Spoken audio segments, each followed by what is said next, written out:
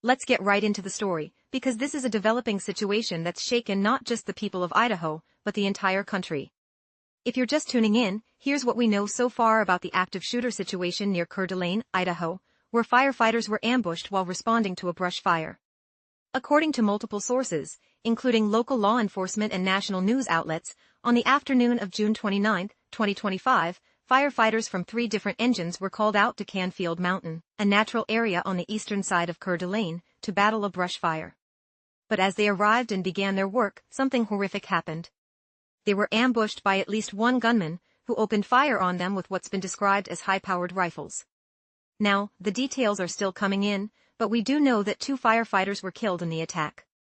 There are also reports that at least one other firefighter was seriously injured and transported to the hospital in life-threatening condition. In fact, as of the latest updates, 1 firefighter is still in surgery. 9 firefighters were reportedly shot in total, though the exact number of injuries and their severity is still being clarified by officials.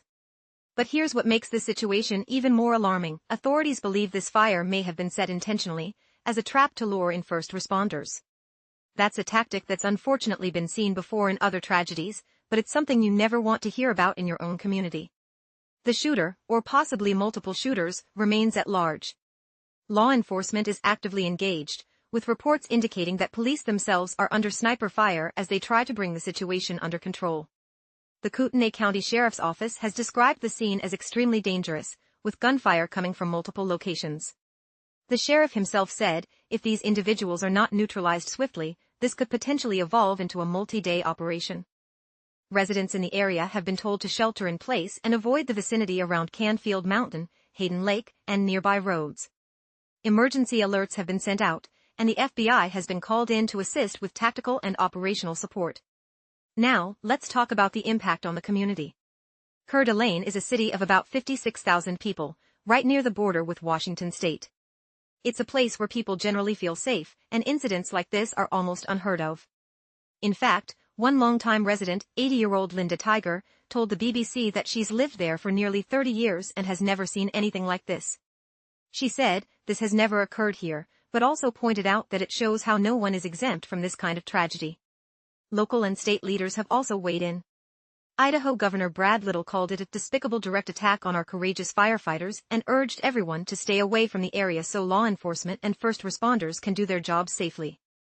Senators Mike Crapo and Jim Risch have both expressed their concern and support for the victims and their families, asking the community to follow law enforcement guidance. Now, as the manhunt continues, there are still a lot of unanswered questions. Is there just one shooter, or are there more? Were any civilians caught in the crossfire? And how did this all happen in the first place? Officials are being cautious with the information they release, because the situation is still ongoing and they don't want to compromise their operations or put anyone else at risk. Let's also take a moment to recognize the bravery of the firefighters and law enforcement officers on the scene. They're facing an incredibly dangerous situation, and they're doing everything they can to keep the community safe. 3 Life Flight Network air medical helicopters have been sent to the area, standing by in case they're needed for more evacuations or medical support. As we wrap up this update, here's what you need to know if you're in the area: stay indoors, avoid the affected neighborhoods, and follow official updates from local authorities. For everyone else, keep the victims, their families, and the first responders in your thoughts. This is a heartbreaking reminder of the risks that firefighters and police officers face every day, and it's a story we'll continue to follow closely as more details emerge.